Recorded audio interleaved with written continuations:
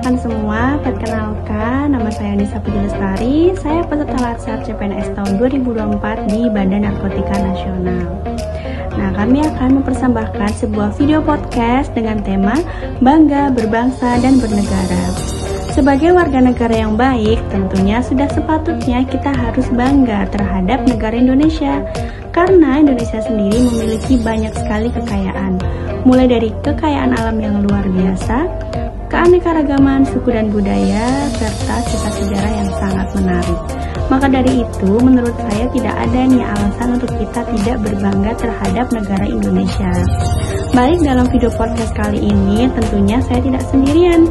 Saya akan ditemani 3 orang rekan saya yang akan masing-masing menceritakan beberapa kekayaan alam di daerah. Nah, mulai dari saya akan mengangkat cerita di Tanah Toraja. Kalian tahu gak sih, salah satu upacara kematian termahal di Indonesia ada di Tanah Toraja. Rambu Solo adalah upacara pemakaman adat yang sangat penting bagi masyarakat Toraja, yang bertujuan untuk menghormati orang yang meninggal dan mengantarkan arwahnya ke alam roh. Upacara ini juga merupakan bentuk penghormatan terhadap leluhur dan menunjukkan strata sosial keluarga yang meninggal. Ini adalah upacara pemakaman adat yang sangat kompleks dan mewah, yang bertujuan untuk menghormati orang yang meninggal dan mengantarkan arwahnya ke alam baka. Upacara ini bisa berlangsung selama berhari-hari, dan salah satu aspek yang paling menonjol adalah dari Rambu Solo, penyembelihan hewan kerbau. Kerbau dianggap sebagai hewan suci yang membantu perjalanan roh menuju Buya, dunia arwah dalam kepercayaan masyarakat Toraja. Menarik bukan tentang Tanah Toraja? Ini baru satu cerita. Selanjutnya akan dilanjutkan oleh rekan saya, Kak Herbiato. Silakan. Terima kasih Mbak Nisa.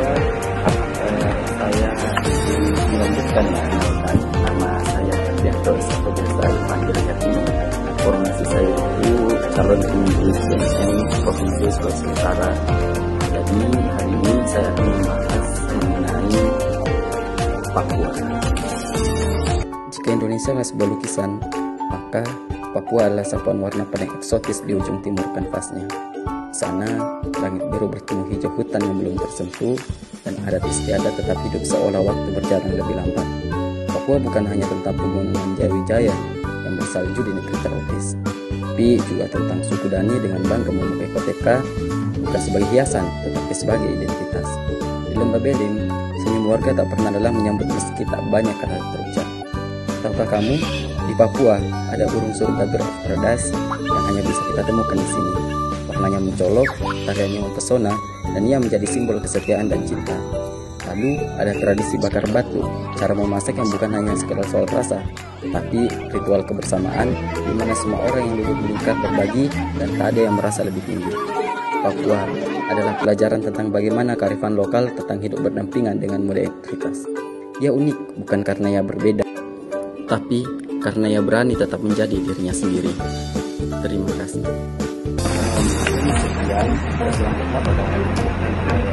Terima kasih Kak Anissa. Perkenalkan, nama saya Mas Hendra.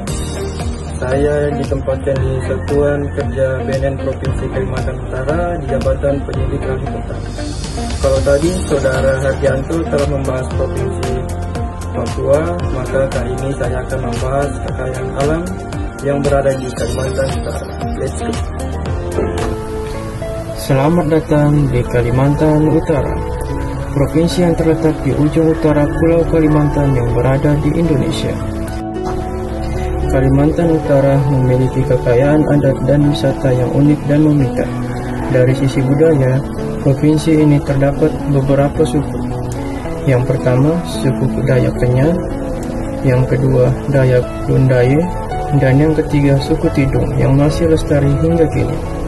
Terdapat rumah adat panjang, tari-tarian khas seperti tarikan Kitledo, serta upacara adat seperti Irautang Kayu yang menjadi simbol kuat identitas budaya lokal. Sementara itu, pesona wisatanya tak kalah menawan. Kalimantan Utara menawarkan keindahan alam seperti Taman Nasional Kayan Mentarang, hutan tropis yang menjadi rumah berbagai satwa langka. Ada juga Pulau Sebatik yang berbatas langsung dengan Malaysia, air terjun Semolon, dan sungai-sungai alami yang cocok untuk menjadi wisata dan petualangan. Secara singkat, Kalimantan Utara ini adalah perpaduan harmonis antara adat yang kaya dan alam yang masih alami. Oke, teman-teman, jadi begitu informasi seputar kekayaan alam yang ada di Provinsi Kalimantan Utara. Selanjutnya saya kembalikan ke Kak Anissa. Silakan. Thank you, Anissa. Perkenalkan, nama saya David Krisnanto. Saya merupakan calon penyidik Balik Utama BNN di Direktorat Intervisi. Nah, pada kesempatan kali ini saya akan membahas tentang kekayaan alam yang dimiliki oleh Ambon. Dan saya akan mengamati dan membahasnya dari segi adat dan istiadat. Nah, adat istiadat Ambon merupakan warisan budaya masyarakat Maluku yang mencerminkan cara hidup, nilai, dan norma yang diwariskan turun-temurun. Salah satu ciri khasnya adalah sistem pela dan masoala, yaitu hubungan persaudaraan antar negeri dan kekerabatan karena pernikahan atau keturunan yang menekankan solidaritas dan keharmonisan sosial.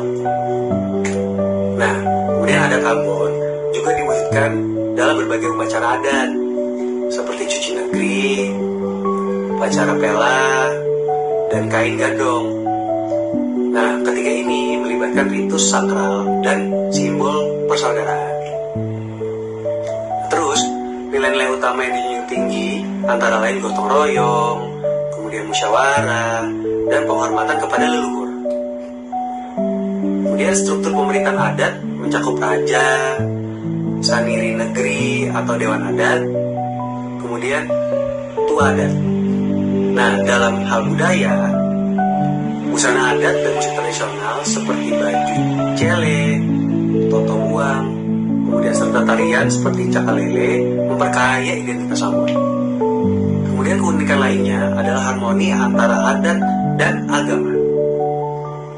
Nah, antara adat dan agama ini yang menjadi perekat sosial di tengah masyarakat yang terdiri dari umat Islam dan Kristen.